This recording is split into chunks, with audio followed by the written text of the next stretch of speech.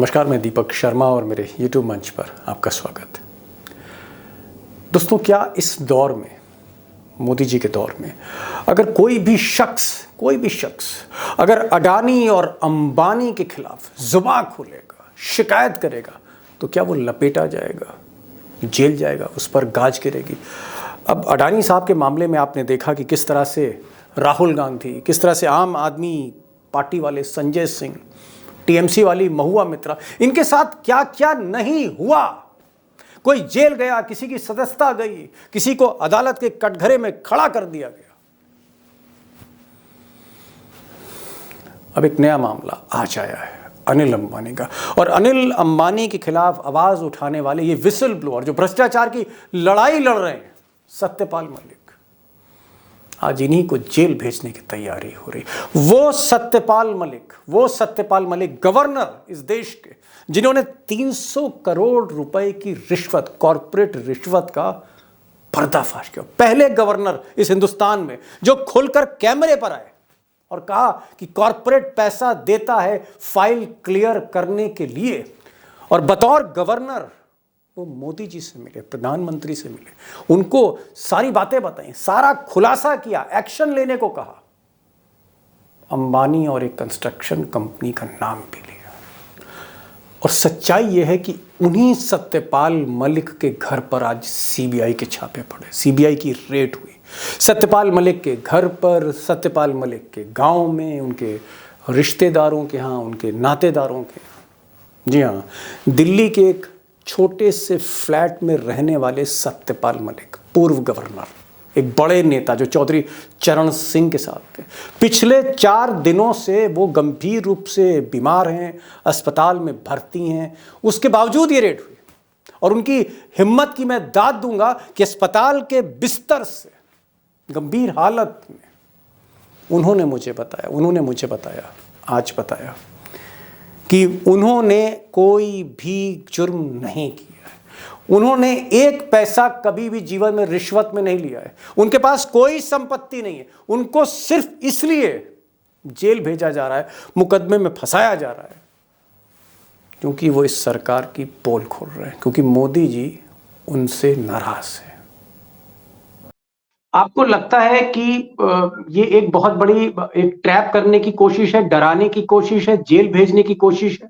नहीं, जेल तो ये मुझे भेज नहीं सकते, और जाऊंगा तो अगले दिन निकल आऊंगा, क्योंकि मेरे खिलाफ कुछ है नहीं। ये कुछ नहीं, मेलाइन करने की कोशिश है। आपको क्या लगता है, ये जो पूरा एक्शन आप पर हुआ, पूरा एक्शन जो आप पर हुआ, आप इसके पीछे आप क्या तस्वीर देख रहे हैं? प्राइम मिनिस्टर सीधे इन्वॉल्व हैं, उनके कहने के अलावा नहीं हो सकता है। वो जो अफसर आते भी हैं मेरे यहाँ रेड करने, वो बता जाते हैं जी ऊपर से प्रेशर है। अब सत्यपाल मलिक पर उम्र का भी असर है, वो आजकल बीमार भी रहते हैं, वो अस्पताल में भी है। मैं उनसे बात सच में नहीं करना चाहता था इस कंडीशन में, लेकिन वो खुद कुछ बोलना चाहते थे। और क्योंकि खबर बड़ी है, जिस तरह से इस आदमी को परेशान किया जा रहा है, जिस तरह से इस आदमी को फंसाया जा रहा है, ट्रैप किया जा रहा है, जिस तरह से एक संदेश वाहक को, एक दूत को, एक विसल ब्लोअर को, एक मैसेंजर को, जिस तरह से सीबीआई परेशान कर रही है, जेल भेजने पर आमादा, इसलिए मुझे लगा कि बात होनी चाहिए। और ये बात आप सुनिएगा, आगे सुनिएगा, क्योंकि कई बड़े खुलासे कर रहे हैं। इस हाल में भी कहीं ना कहीं वो जो लॉ है, वो जो एक आप कह सकते हैं कहीं ना कहीं आग है, उनके जिगर में, सीने में अभी भी सत्यपाल मलिक के चल रही है। उनकी बात ज़रूर सुनिएगा आज अस्पताल के बिस्तर से। लेकिन मैं दोस्तों कुछ तथ्य रखना चाहता हूँ, कुछ फैक्ट्स रखना चाहता हूँ। मैं चाहता हूँ कि जो मामला है इसको थोड़ा समझने की कोशिश करिए, और उसके बाद उनकी बातचीत सत्यपाल मलिक के साथ। अब यूँ तो सत्यपाल मलिक का एक बहुत लंबा कैरियर है, 50-60 वर्षों का कैरियर है। मंत्री भी रहे, सांसद भी रहे, बहुत कुछ रहे वो, लेकिन वो कई राज्यों के गवर्नर भी रहे। लेकिन मैं जिस पीरियड की बात कर रहा हूँ, जब वो जम्मू कश्मीर के गवर्नर थे, और ये पीरियड उसी का है जब उन्होंने 300 करोड़ रुपए की रिश्वत का एक तरह से पर्दाफाश किया था मोदी जी के सामने। तो सत्यपाल मलिक 23 2018 से 30 अक्टूबर 2019 तक मान लीजिए साल भर, वो जम्मू कश्मीर के गवर्नर रहे। तब मोदी जी प्रधानमंत्री थे, आज भी हैं, उस वक्त प्रधानमंत्री थे मोदी जी। इस कार्यकाल में ये जो साल भर का टेन्योर था जम्मू कश्मीर का, 2 बड़े मामले जो हैं वो मलिक साहब के सामने आए। एक मामला था इंश्योरेंस प्रोजेक्ट का, इंश्योरेंस स्कीम यानी बीमा योजना का एक मामला था जो कहीं ना कहीं अंबानी से जुड़ा था, छोटे वाले अंबानी के साथ। और एक बड़ा हाइड्रो प्रोजेक्ट था, पन बिजली प्रोजेक्ट कह सकते हैं, बिजली प्रोजेक्ट, हाइड्रो प्रोजेक्ट था करोड़ों रुपए का। तो ये 2 बड़े प्रोजेक्ट थे। इनकी फाइलें जो हैं क्लियर करने के लिए गवर्नर साहब के पास आई। चीफ सेक्रेटरी ने कुछ उस पर आपत्ति करी, थोड़ा सा इनको भी शक हुआ। बाद में जब इन्होंने फाइल रोकी तो इनको 150 करोड़ रुपए का ऑफर हुआ कि फाइल आप क्लियर कर दीजिए और ये आपके पास ऑफर है। अब ये सारी बातें मलिक साहब ने सबसे पहले प्रधानमंत्री मोदी जी को बताई, ये मलिक साहब का कहना है। और उन्होंने शिकायत भी दर्ज करी और बाद में सत्यपाल मलिक की शिकायत पर राज्य सरकार ने और केंद्र सरकार ने मुकदमा भी दर्ज किया। अब दोस्तों एक और फैक्ट जो बहुत इंपॉर्टेंट है जिसको समझना, और मैं आपसे गुजारिश करूंगा इस फैक्ट को भी आप समझ लीजिए।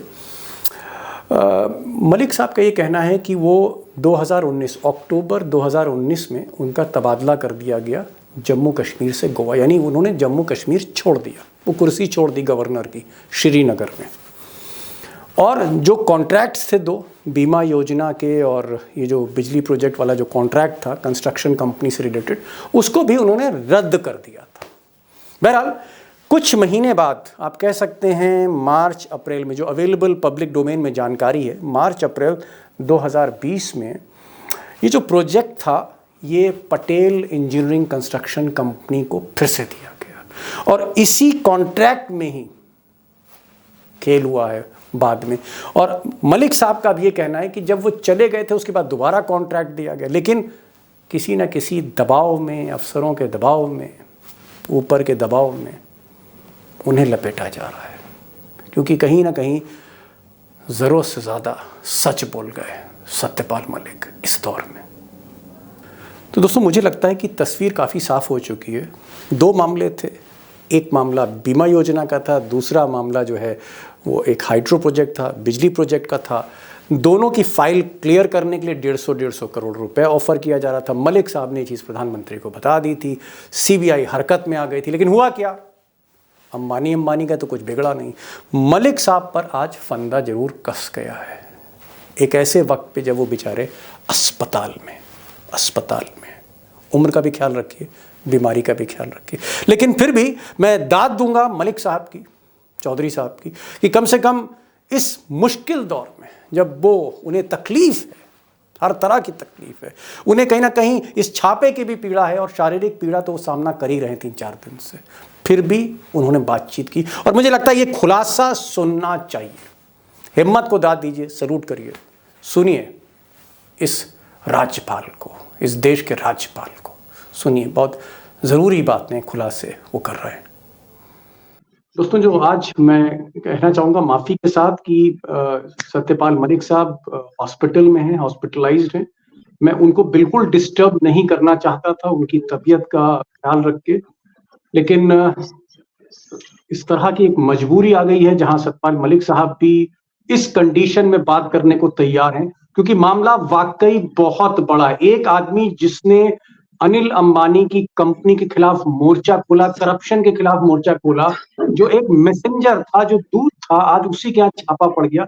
नौबत ऐसी आ गई कि आज मलिक साहब को इस कंडीशन हमें बात करनी पड़ रही है, लेकिन अब सच्चाई तक जाना है तो ये करना पड़ेगा। मलिक साहब बहुत बहुत स्वागत, और मैं ईश्वर से प्रार्थना करूंगा आप जल्दी स्वस्थ हो जाएं।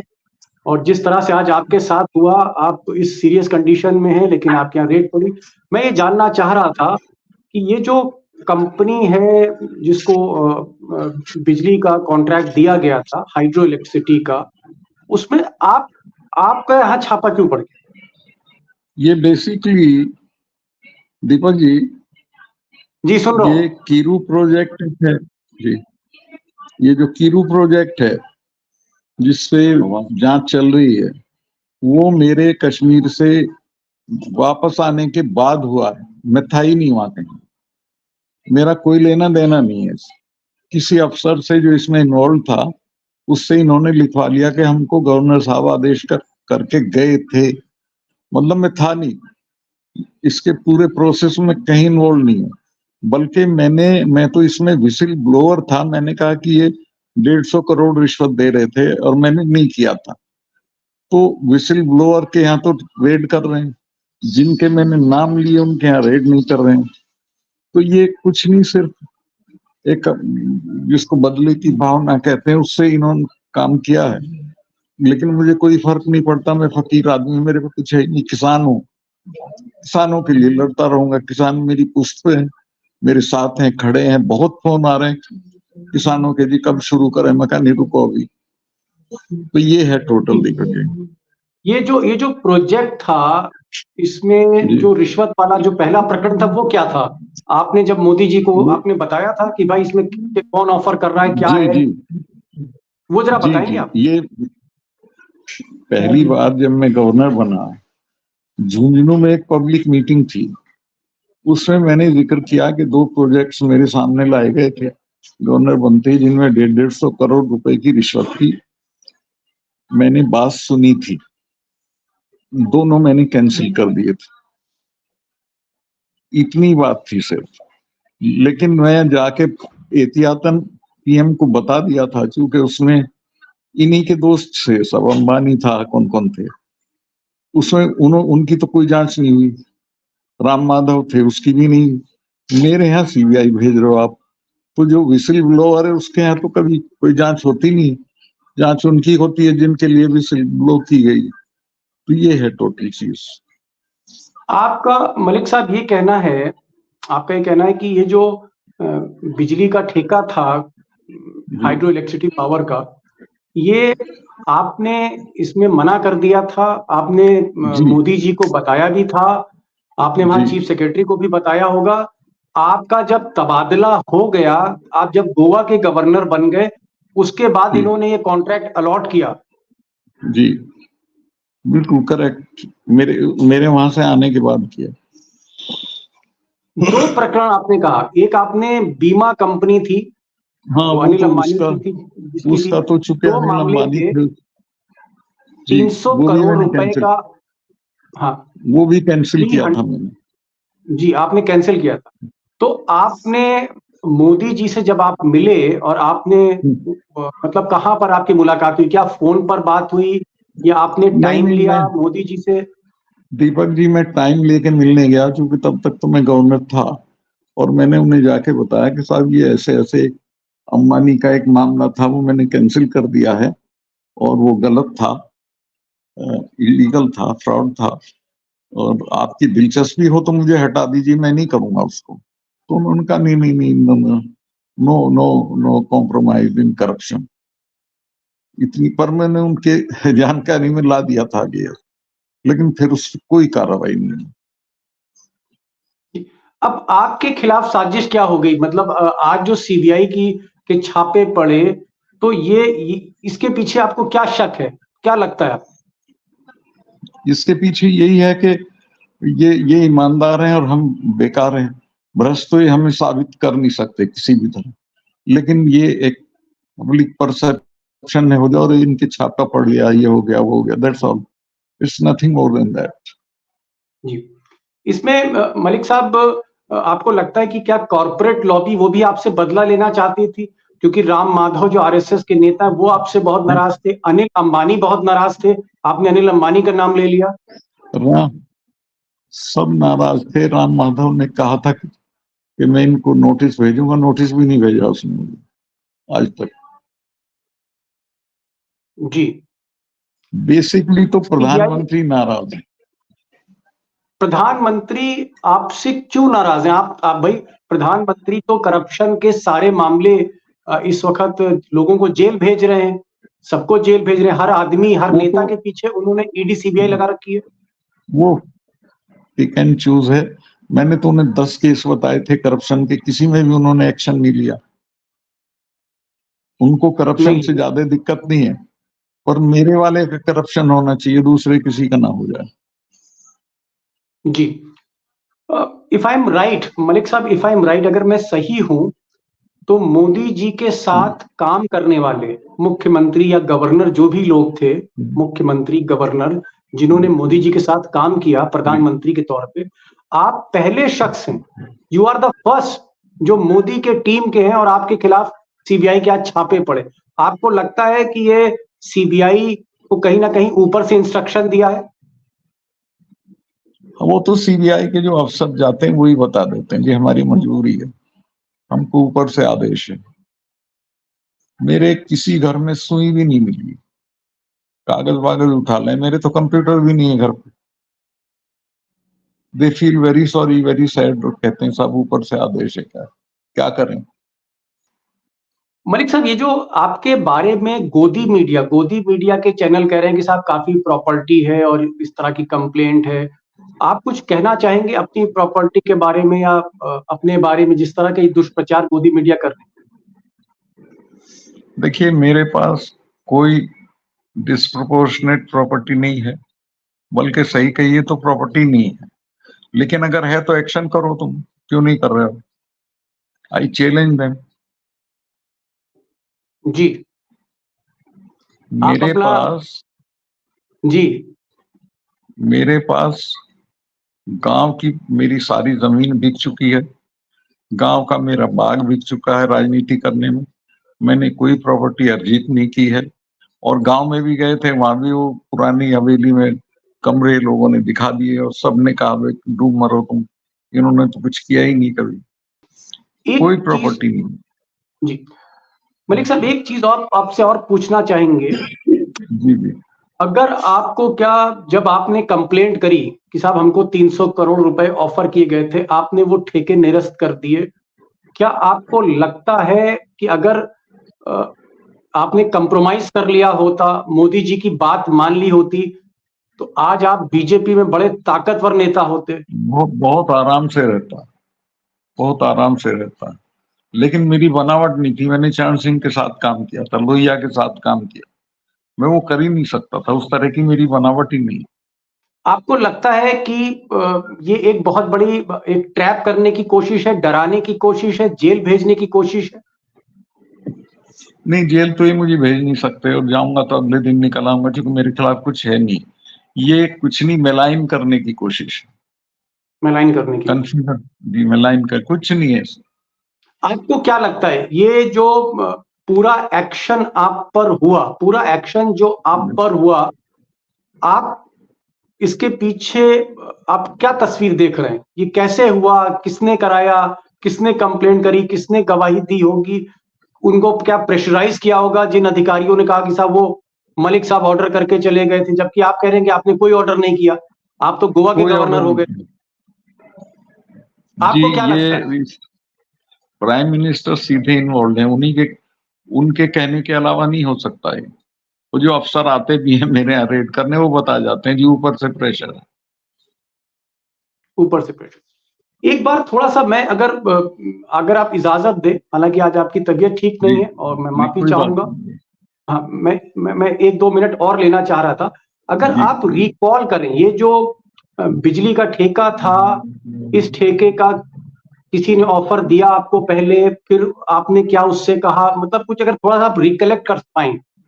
जी, इसमें मैं बताता हूँ, इसमें डिस्क्रिपेंसी थी, और even chief secretary told me कि नहीं साहब ये प्रॉपर नहीं है।